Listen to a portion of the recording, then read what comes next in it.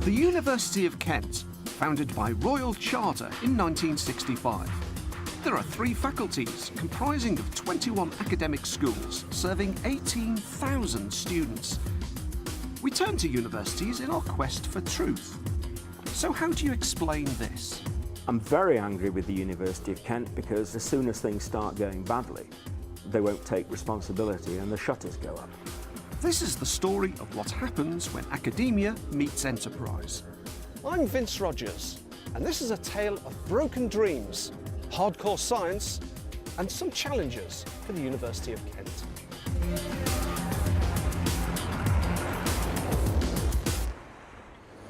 This is a vehicle testing laboratory in Bedfordshire. There's a man over there, he's got £20,000 of your money.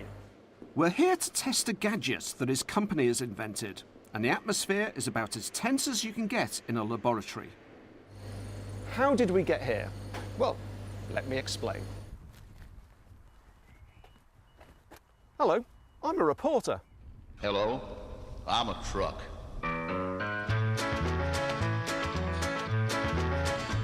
There'd be no truck drivers if it wasn't for us trucks. Over there is a perfectly ordinary lorry.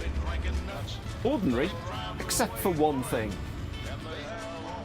Bolted onto the side is a gadget made by a company from Canterbury called Oil Drum Limited, which they say can save fuel by at least 10% and reduce pollution. Its full technical name is On-Demand Hydrogen Generator. 3 years ago, Darrell Watts from Whitstable saw a presentation about how an engine might be made more efficient by introducing hydrogen. And this was kind of a eureka moment. The thought was lodged from there on in. There'd be no truck drivers if it wasn't for us trucks. So Darrell set up Oil Drum and rented space at the Canterbury Enterprise Hub. It's funded by the South East England Development Agency and is based at the University of Kent in Canterbury. He teamed up with Steve Martin, the technical guy, who took the idea and turned it into a working gadget. Was this difficult for you to make this thing? 2 years difficult. So how does it work? Well, the gadget takes electricity from the truck's battery and passes it through water. This splits the water into hydrogen and oxygen in a process known as electrolysis, which can be done in any school lab. The 2 gases are simply passed into the air intake of the engine. The oxygen doesn't make any difference because there's already oxygen in the air, but the hydrogen makes all the difference. Oil drums say that an engine doesn't actually burn all of the fuel. A little bit is left over and comes out of the exhaust as a pollutant. But adding hydrogen makes sure 100% of the fuel is burned. It makes the burn within inside the combustion chamber more efficient. So here it is bolted on the side of a truck. Oil Drum began trading as Save Fuel Limited. The water's in there. Yeah. The generator where it turns it into hydrogen and oxygen is there. Yeah. And the hydrogen and oxygen goes through the gas pipe here into the air intake of the vehicle. Just goes along that pipe straight into the engine. That's right. Simple as that. Simple as that. The company was created in 2006 and has already received international recognition for its research and development. They made a promotional video to help sell the device.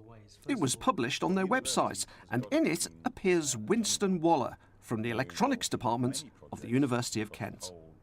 I think the Save Fuel product is an extremely good product at the moment. It's arrived just at the time when fuel prices are going up. It also at a time when we're worried about atmospheric pollution, particularly carbon emissions. It will reduce fuel consumption, it will reduce carbon emissions, so it's the right product at the right time. Also popping up with some glowing words is David Butler, the Canterbury Enterprise Hub director, who is based on the university campus. Oil Drum are first to market with their innovative product. They've got the advantage over their competitors, and I can see them really growing very, very fast. So if I had a truck company and I wanted to say one of these, how much would that cost me? This, in the UK market, is just under £4,000 fitted.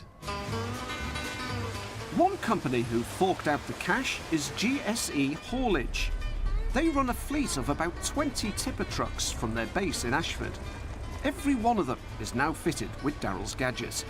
They report typical fuel savings of 13%.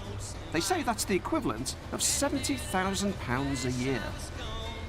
The research departments of Ford, and Renault, and Volkswagen and Mercedes would kill for numbers like these. However, people who know a thing or two about the internal combustion engine say there's just one snag.